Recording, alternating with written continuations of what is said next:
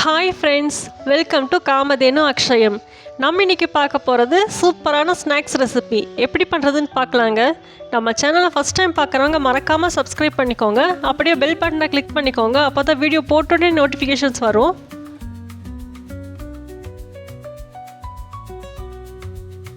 கடாயில் 1 கப் அளவுக்கு வெள்ளை ரவையை சேர்த்துருக்கேன். இதை வறுத்துக்கலாம். ஸ்டவ்வை சிம்மில் வச்சுட்டு 2 நிமிஷத்துக்கு வணங்கினா போதும். ரவை நல்லா வறுப்பட்டுரும். ரவை கலர் மாறணுங்கிறதெல்லாம் அவசியம் இல்லை, லைட்டாக வாசம் வரும், அப்போவே ஸ்டவ் ஆஃப் பண்ணிடலாம். இந்த ரெசிபிக்கு நம்ம ரவையை வறுக்கணுங்கிறது அவசியம் இல்லை, ஆனால் வறுத்துட்டு செய்யும்போது நல்லா டேஸ்ட்டாக இருக்கும். ரவையை நல்லா வணக்கியாச்சு. இப்போ பிளேட்டுக்கு மாற்றிக்கலாம். இப்போ கடாயில் 2.5 கப் அளவுக்கு தண்ணி சேர்த்துருக்கேன். நம்ம எந்த கப்பில் ரவை எடுத்தோமோ அதே கப்பில் 2.5 கப் அளவுக்கு தண்ணி எடுத்திருக்கேன்.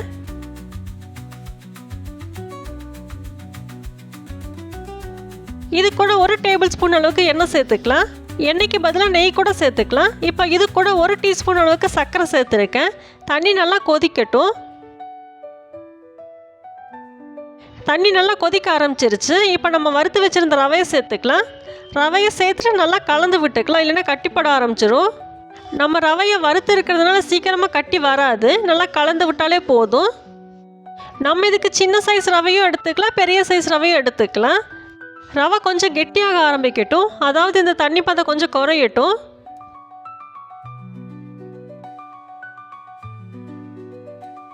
இப்போ பாருங்கள், நல்லா கெட்டியாயிருச்சு, பபிள்ஸ் வர ஆரம்பிச்சிருச்சு. நம்ம இப்போ 1/2 கப் மைதா சேர்த்துக்கலாம்.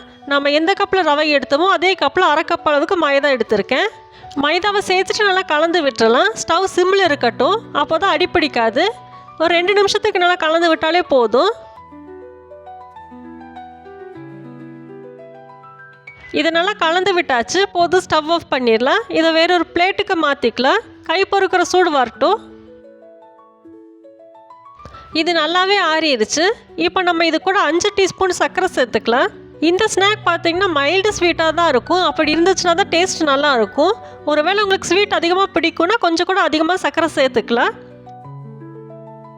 இப்போ இது கூட 1/4 டீஸ்பூன் அளவுக்கு ஆப்ப சோடா சேர்த்துருக்கேன்.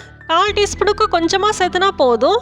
இதை இன்னும் நல்லா பிசைஞ்சு விட வேண்டியது தான். நம்ம கையாலேயே ஒரு 5 நிமிஷம் போல் நல்லா பிசைஞ்சிக்கலாம். அப்போ நல்லா சாஃப்ட் ஆகும். நம்ம சேர்த்துருக்கிற ஆப்ப சோடா எல்லா பக்கமும் போகிற மாதிரி நல்லா பிசைஞ்சிக்கணும். நம்ம இதில் சர்க்கரை சேர்த்துருக்கிறதுனால லைட்டாக இலகி வரும். அப்போ வேணும்னா கொஞ்சமாக மைதா கூட சேர்த்துட்டு நல்லா பிசைஞ்சிக்கலாம். இதை நல்லா பிசைஞ்சு வச்சாச்சு. இப்போ நம்ம கையில் எண்ணெய் அப்ளை பண்ணிவிட்டு இதை உருண்டை பிடிக்க ஆரம்பிச்சிடலாம். நான் இன்றைக்கி சின்ன சின்னதாக தான் எடுத்துருக்கேன். இதை விட வேணும்னா கொஞ்சமாக பெருசாக கூட தட்டிக்கலாம். இதை நம்ம 2 கையால் வச்சு நல்லா உருட்டி எடுத்துடலாம். கிராக்ஸ் எதுவும் விழுகாது.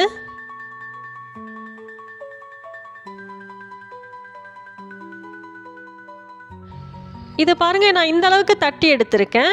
ரொம்ப மொத்தமாகவும் வேண்டாம், அப்போ உள்ளே வேகாது. அதனால் இந்த சைஸுக்கு எடுத்திருக்கேன்.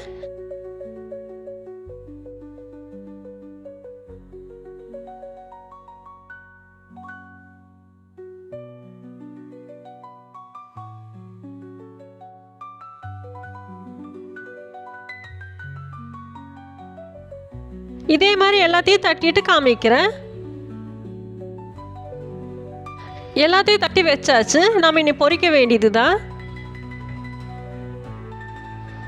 பொரிக்கிறதுக்கு கொஞ்சமாக எண்ணெயை சூடு பண்ணியிருக்கேன். இது சன்ஃப்ளவர் ஆயில் தான். எண்ணெய் நல்லா சூடானதுக்கப்புறம் ஸ்டவ்வை மீடியம் ஃப்ளேமில் வச்சுக்கோங்க. இனி ஒவ்வொன்றா எடுத்து போட வேண்டியது தான். நம்ம இதில் சர்க்கரை சேர்த்துருக்கனால சீக்கிரமாக கலர் வந்துடும். அதனால் கண்டிப்பாக ஸ்டவ் மீடியம் ஃப்ளேமில் தான் இருக்கணும்.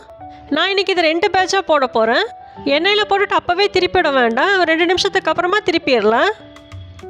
இந்த ஸ்நாக் பார்த்திங்கன்னா ரொம்ப ஈஸி, அதே சமயம் டேஸ்ட்டாகவும் இருக்கும். நம்ம வீட்டில் எப்போவுமே வெள்ளை ரவையும் இருக்கும், மைதாவும் இருக்கும். இதை 10 நிமிஷத்துலேயே செஞ்சு முடிச்சிடலாம். சாப்பிட்றதுக்கும் நல்லாயிருக்கும். சர்க்கரையோட அளவு பார்த்திங்கன்னா மைல்டாக தான் இருக்கும், அதனால் சாப்பிட்றதுக்கும் ஈஸியாக இருக்கும். ஒருவேளை மைதா வேண்டாம்னு நினச்சா அதுக்கு பதிலாக நம்ம கோதுமை மாவு கூட சேர்த்துக்கலாம், நல்லா தான் இருக்கும்.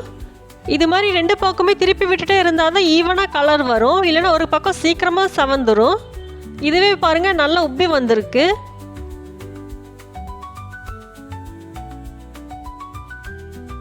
இப்போ 2 பக்கமே நல்லா செவந்துருச்சு, போதும், எடுத்துடலாம். இதை விட்டோம்னா ரொம்ப கலர் மாறிடும். இந்த ஸ்நாக் பார்த்திங்கன்னா அதிகமாக எண்ணெயும் பிடிக்காது.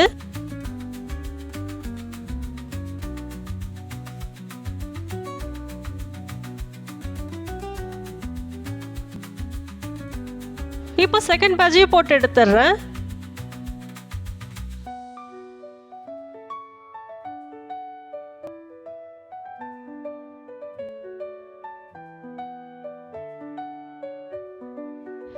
நம்ம சுஜி அப்போ சூப்பராக ரெடி ஆயிருச்சு. நீங்களும் இதே மாதிரி செஞ்சு சாப்பிட்டு பாருங்கள். வீடியோ பிடிச்சிருந்தா லைக் பண்ணுங்கள். காமதேனு அக்ஷயத்துக்கு சப்ஸ்கிரைப் பண்ணுங்கள். தேங்க்ஸ் ஃபார் வாட்சிங்.